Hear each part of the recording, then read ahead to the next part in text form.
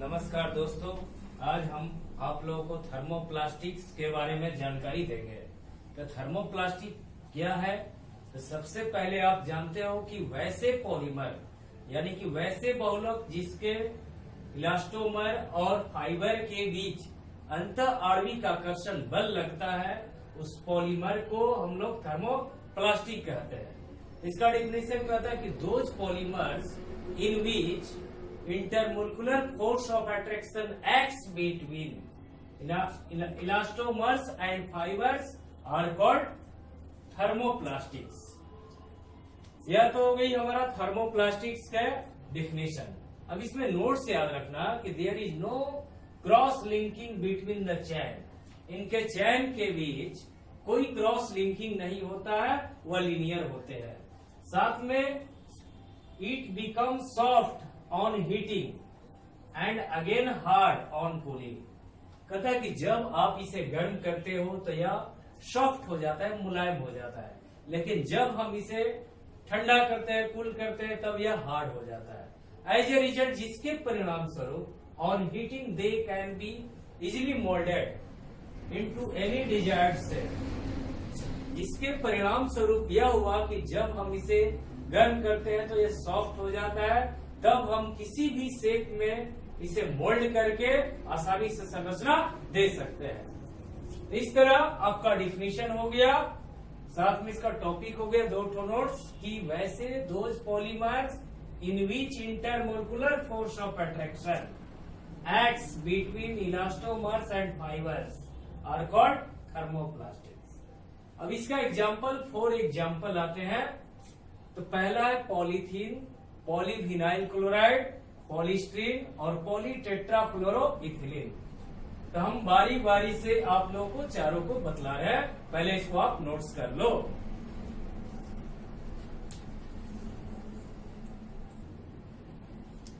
अब आप देख सकते हो पॉलीथीन के बारे में। पॉलीथीन जो होता है पॉलीइथिलीन भी कहते हैं, जिसे पीई शॉर्ट में रिप्रेजेंट किया जाता है। तो पॉलीथीन दो होते हैं, दो प्रकार, दो टाइप्स में होते हैं।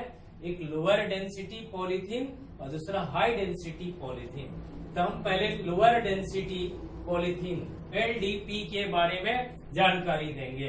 तो एलडीपी क्या है? जब आप इथिलीन को 350 से 570 केल्विन टेम्परेचर पर 1000 से 2000 वायुमंडलीय दाब के अधीन ऑक्सीजन की उपस्थिति में या पर ऑक्साइड की उपस्थिति में पॉलीमराइजेशन कराते हो, तब आपका एलडीपी लोअर डेंसिटी पॉलीथीन प्राप्त हो जाती है। यानी कि जिस पॉलीथीन का डेंसिटी, इसका डेंसिटी जो होती है, इट्स डेंसिटी इज 0.92 ग्राम पर क्यूबिक सेंटीमीटर होता है, ध्यान रखना है। तो यह जो हो गया लोअर डेंसिटी पॉलीथीन आपने प्राप्त कर लिया। तो कैसे लिखोगे? By the polymerisation of ethylene at 350 to 570 kelvin under a pressure 1000 to 2000 atmospheric pressure in the presence of traces of oxygen and peroxide, then LDP is formed। यह हमारा हो गया डेफिनेशन हो गया। अब इसका प्रॉपर्टीज क्या है यह देख लो। कराए chemically inert, highly tough and is a poor conductor of electricity. यह केमिकली इनर्ट होता है, यानी कि केमिकल पर कोई प्रभाव नहीं पड़ेगा, हाइजली टफ होगा और पुअर कंडक्टर ऑफ इलेक्ट्रिसिटी होता है, यानी कि विद्युत का कमजोर कुचालक होगा। साथ में इसका डेंसिटी 0.92 ग्राम पर क्यूबिक सेंटीमीटर होती है। अब इसका यूज आप देख सकते हो। इसका यूज आप क्या में कर सकते हो? It is used as a packing materials, as insulation for electric wires and in the manufacture of flexible pipe, toys and excuse bottles etc। तो हम इसका यूज पैकिंग मटेरियल को पैक करने में करते हैं। जो भी मटेरियल आप लाते हो, बहुत सारा किराने दुकान से आइटम, तो उसमें पैक रहता है प्लास्टिक से, तो एलडीपी का हम यूज करके लाते हैं, उसमें एलडीपी प्लास्टिक होता है। साथ में आपका इलेक्ट्रिक वायर को इंसुलेशन में किया जाता है, साथ में फ्लेक्सिबल पाइप, ट्वाइज और रेस्क्यूज बोतल तैयार करने में एलडीपी का ही यूज करते हैं। यह हमारा नोट्स कर लो, लोअर डेंसिटी पॉलीथीन तैयार हो गया।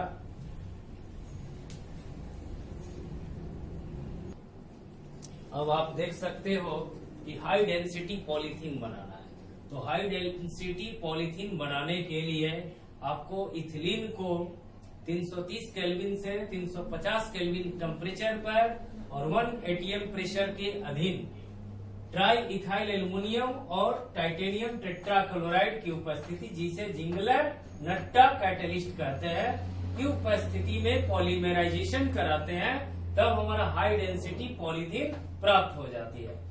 तो कहता है कि by the polymerisation of ethylene in at 330 to 350 Kelvin under a pressure of 1 atm in presence of Ziegler Natta catalyst, HDP is formed।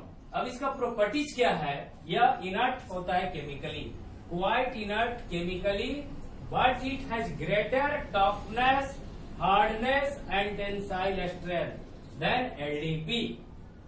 कहता है यह रासायनिक रूप से इनर्ट होता है, इसका केमिकल का कोई प्रभाव नहीं पड़ता है, लेकिन यह आपका एलडीपी से तुलना में ज्यादा टफनेस होगा, हार्ड होगा और टेंसाइल स्ट्रेंथ रखेगा। साथ में इसकी डेंसिटी 0.97 ग्राम पर क्यूबिक सेंटीमीटर होती है। यह केमिकली इनर्ट होने के कारण इसको ऐसे बोतल बनाने में, कंटेनर बनाने में यूज किया जाएगा जिसमें आप केमिकल रख सकते हो। तो देखो इसका यूज बकेट्स बनाने में, इन the manufacture of buckets, dustbin, bottles and pipes etc। आपने बकेट्स बनाए, डस्टबिन तैयार किए, बोतल्स तैयार किए और पाइप तैयार करने में आप एचडीपी का यूज करते हो। साथ में इसका use in the manufacture of containers तैयार करने में किया जाएगा, जिसमें स्टोरिंग केमिकल्स, केमिकल को रखेंगे क्योंकि यह केमिकली रूप से इनर्ट होता है, इस कारण एचडीपी का यूज हम लोग स्टोरिंग केमिकल्स में करते हैं। इसको नोट्स कर लीजिए।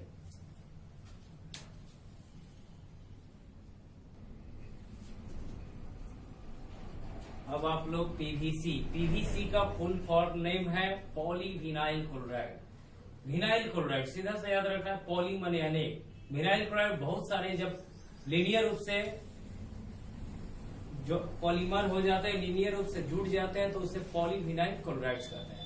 तो इसमें कहता है कि जब हम पर ऑक्साइड की उपस्थिति में विनाइल क्लोराइड का CH2CHCl को विनाइल क्लोराइड का पॉलीमराइजेशन करा देते हैं, तो पीवीसी पॉलीविनाइल क्लोराइड प्राप्त हो जाती है।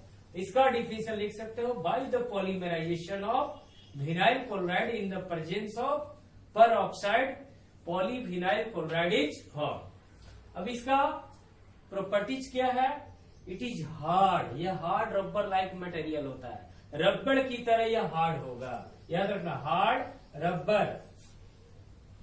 Rubber like materials, resistance to light chemicals and atmospheric oxygen. साथ में यह रबड़ की तरह कठोर हो गया और यह आपका लाइट पर, साथ में केमिकल्स पर और एटमॉस्फेरिक ऑक्सीजन का रेजिस्टेंट यानी कि प्रतिरोधक होता है। तो हमारा पीवीसी पर लाइट का, केमिकल्स का और वायुमंडलीय वायु का कोई प्रभाव नहीं पड़ता है। तो इस तरह इसका प्रॉपर्टीज तैयार हो गया। साथ में इसका यूज कहाँ करोगे, यह आपका यूज देख लो, for coating wires and other electrical goods. तो पहला यूज आप कर सकते हो वायर को कोटिंग करने में, साथ में दूसरे विद्युतीय गुड्स यंत्र को कोटिंग करने में, तैयार किए में हम लोग पीवीसी का यूज करते हैं। सेकंड आपका use in the manufacture of gramophones, records and house pipe. दूसरा पीवीसी का यूज ग्रामोफोन, रिकॉर्ड तैयार करने में, साथ ही साथ हाउस पाइप को आपका मैन्युफैक्चरिंग में तैयार करने में किया जाता है। इस तरह आप लोगों ने पीवीसी का जानकारी प्राप्त कर लिया, अब इसे आप नोट्स कर लो।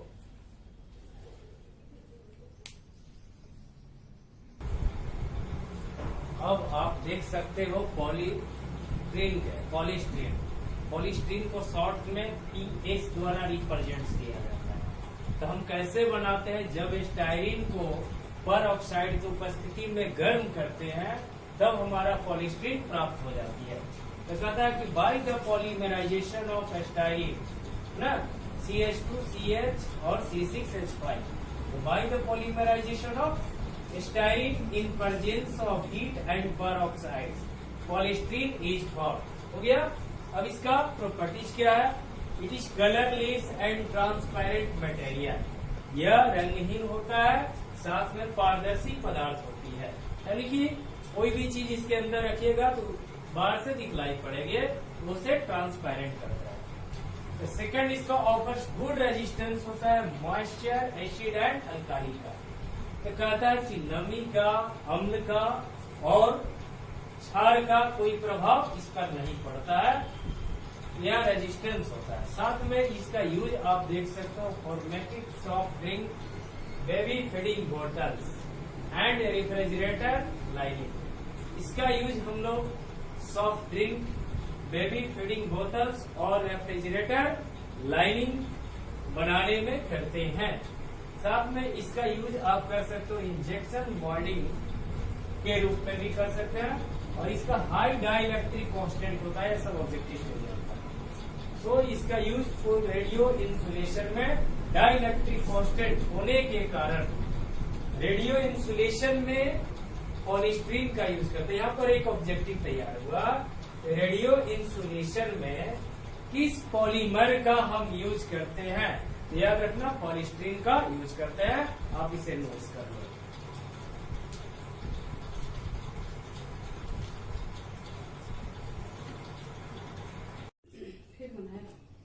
अब देख लो पॉलीटेट्राफ्लोरोइथिलीन। पॉलीटेट्राफ्लोरोइथिलीन क्या है, टेट्राफ्लोरोइथिलीन को जब हम बेंजोइल पर ऑक्साइड की उपस्थिति में पॉलीमराइजेशन कराते हैं तब आपका पॉलीटेट्राफ्लोरोइथिलीन प्राप्त हो जाती है, जिसका दूसरा नाम है सेकेंडली टेफ्लॉन कहते हैं। जब आपने क्या किया, टेट्राफ्लोरोइथिलीन लिया, उससे पर ऑक्साइड की उपस्थिति में, तो कौन सा पर ऑक्साइड, बेंजोइल पर ऑक्साइड की उपस्थिति में पॉलीमराइजेशन करा देते हो तो टेट्राफ्लोरो यानी कि पॉलीटेट्राफ्लोरोइथिलीन प्राप्त हो जाते हैं। अब इसका प्रॉपर्टीज क्या है, it is very hard and tough होता है, साथ में रेजिस्टेंट होता है किसकी ओर, हीट, एसिड एंड बेस के। कहता है कि यह पॉलीटेट्राफ्लोरोइथिलीन यानी कि टेफ्लॉन पर उष्मा का, अम्ल का और भस्म का कोई प्रभाव नहीं पड़ता है। साथ में it is bad conductor of electricity होता है, इसमें इलेक्ट्रिक करंट पास नहीं कर पाती है, जिस कारण इसे बैड कंडक्टर ऑफ इलेक्ट्रिसिटी कहते हैं। अब इसका यूज किया है मेकिंग नॉन स्टिक यूटेंसिल तैयार करने में किया जाता है, making gaskets, packing and seals में टेफ्लॉन का यूज करते हैं। इस तरह आप लोग का थर्मोप्लास्टिक्स क्या है, थर्मोप्लास्टिक के एग्जाम्पल में आप लोगों ने पॉलीथीन पढ़े, पीवीसी पढ़े, पीएस पढ़े, पॉलीस्टीरीन, साथ में टेफ्लॉन पढ़ने। यह आपका थर्मोप्लास्टिक या थर्मोसेप्टरिंग कंप्लीट हो गया। मिलते हैं नेक्स्ट वीडियो के अंतर्गत। धन्यवाद। नमस्कार दोस्तों, आज हम आप लोगों को बेसिक केमिस्ट्री में थर्मोसेटिंग प्लास्टिक के बारे में बताएंगे। तो थर्मोसेटिंग प्लास्टिक जो होता है कंडेंसेशन पॉलीमर होता है, पहला बात। दूसरा यह सेमी फ्लूइड सबस्टांस, जब हम इसे गर्म करेंगे तो यह पहले मुलायम रहेगा, सॉफ्ट रहेगा, फिर पुनः गर्म करेंगे तो यह हार्ड होगा और यह 3 डायमेंशनल स्पेसेस में कन्वर्ट हो जाता है और इसका केमिकल चेंज हो जाता है। तो देखो कैसे यह कोवैलेंट बॉन्ड बनाता है, chemical change, covalent bond strong bond बनाएगा। कहता है कि thermoplastics are semi fluid substances with low molecular masses. When heated, they first become soft and on further heating they undergo chemical change and acquire three-dimensional cross-linked structure with a strong covalent bond and set hard permanently। कहता है कि thermosetting plastic जो होती है वह semi fluid substance होती है जिसका मोलिकुलर मास लो होता है। जब हम इसे गर्म करते हैं तो यह पुनः सॉफ्ट हो जाती है तथा पुनः जब हम गर्म करते हैं तो इसमें केमिकल चेंज है, रासायनिक परिवर्तन हो जाती है और यह तीन विमीय क्रॉस लिंक्ड संरचना को ग्रहण करेगा विथ स्ट्रॉन्ग कोवैलेंट बॉन्ड के साथ बनाते हुए और सेट होकर हार्ड परमानेंटली और परमानेंट रूप से यह कठोर हो जाएगा। फिर कहता है each molecule is held radially in place by other. यह रिजिडिटली हो जाएगा यानी कि रिजिड हो जाएगा, यह हिलेगा नहीं। They can not move about when heated. जब यह हार्ड हो जाता है तो यह अपने स्थान से मूव नहीं करेगा, can not move about when heated. जब हम गर्म करेंगे तो यह हिलेगा नहीं, मूव नहीं करेगा। Therefore such plastics are hard and rigid and do not soften when heated again। इस प्रकार ऐसे प्लास्टिक जो होते हैं हार्ड होंगे, रिजिड होंगे, दृढ़ होंगे, कठोर दृढ़ और पुनः मुलायम नहीं होंगे पुनः गर्म करने पर। इसका एग्जाम्पल देखो, बुन्ना इस से नायलॉन 6 है, नायलॉन 66 है, नायलॉन 610 है, बेकेलाइट है, जिसमें आप लोगों को नायलॉन 6, नायलॉन 66 और बेकेलाइट के बारे में पिछले वीडियो में बताए जा चुके हैं। इस वीडियो के अंतर्गत आप लोग को बुन्ना एस और नायलॉन 610 बताएंगे, इसे आप नोट्स कर लो।